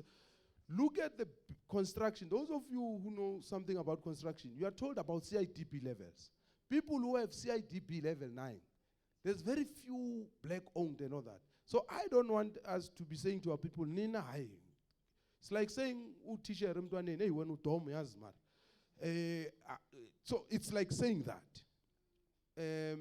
We shouldn't discourage our people from tendering, because there's a lot of money in government. People must tender, but when they get this money, they must invest it in things that are not dependent on tenders. That's what we must say to our people. So, someone like yourself, it's good that you are saying, Mina, I've kept my niche. But you couldn't niche. So you have kept my niche in Fungbala, government usiza kanjani. One of the ways is this one, through funding.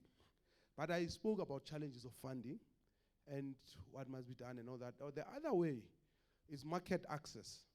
We have a program where when you go to Africa, I didn't speak about this today because I could have taken the whole day. I can speak the whole day about these things because I'm very passionate about them. When you go to Africa, I don't know how many of you have been to any African state. And by Africa, we don't mean Nigeria, because people think Africa is Nigeria. That's why Mao dark, but as food, because they think Mao Botswana, Swaziland, Namibia. That's Africa. It's other countries. If you go to those countries, you will see that 90% of the economies are dependent on South Africa. But if you get into the plains, doesn't matter where you go, there's a lot of white people in those plains, South Africans, who are going to all these. And they're going there because we have created these opportunities. As this government, they don't want. They don't vote for, but inside and outside. So that's the problem. That some of our people don't know, because entrepreneurship, success to entrepreneurship is also about exposure. If you are not exposed and you don't know where the opportunities, you will not thrive. So someone like you, we must, in our database, which I think GEP is doing now, and they'll hand over to GGDA. When we've got these opportunities of taking people to go out, and sometimes we pay for them, but I discourage that, because I think when you're an entrepreneur, when you at least pay, then we do this and that. So we take people. And then when there's people coming into the country, because from time to time, investors come, and they want to invest in this or that and all that. But because we don't have a credible database, let me tell you a secret. One of the things we want to do with this pitching booster program is that your contacts and everything, we're going to create a database, because we are also positioning GEP as what we call a clearing house. So if there's a funder who comes and say, I want young people who are in clothing and textile, I want to give them an opportunity. For instance, one of the issues about the industry is the manufacturing of fabric. And that makes it difficult and expensive, hence challenges. So if somebody comes and say, we want to have 10 young people, we want them to take ownership in a fabric manufacturing, whatever. We've got a database that we should say, Gubo, but you can call them in a room and decide who is the best amongst them. We don't bring our cousins and our friends and say, Babantu, and they don't know anything about it. So that's one of the things we are doing with this pitching booster program, to create a predictable, reliable, credible database that can be used not just by government, but by private sector as well. So that's how we can help someone like yourself to give you exposure, market access, funding where possible and all that. Thank you very much. All right, thank you very much. Just to also add, MEC, for the previous 6 sessions, we've got 6 different WhatsApp groups where we engage with these young people. So even with these ones, tomorrow we will write all the emails. Then on day 3, we will create a group where you guys begin to collaborate, work together. Unfortunately, you guys... Oh, you, okay.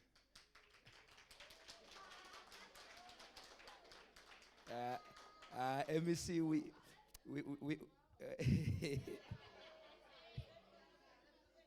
okay, the MEC will be the administrator. And apparently, every month on the 25th, if you are an administrator of a group, you pay salaries. All right, can we please give the MEC a round of applause? All right. Thank you very much, colleagues. No more questions.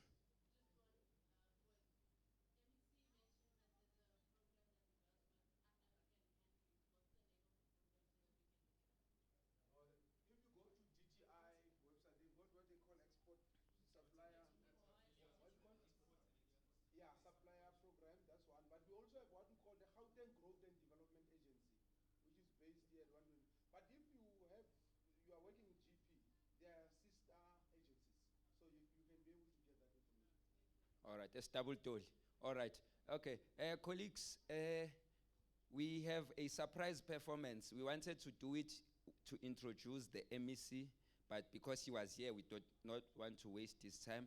So we'll take a 10 minutes tea time breather so that the colleagues can also prepare. Then we have the performance. So like I said, you will look down, up, it's time to eat. So there's tea and snacks this side. So we must be seated at exactly 43 minutes past 12 o'clock. Yes.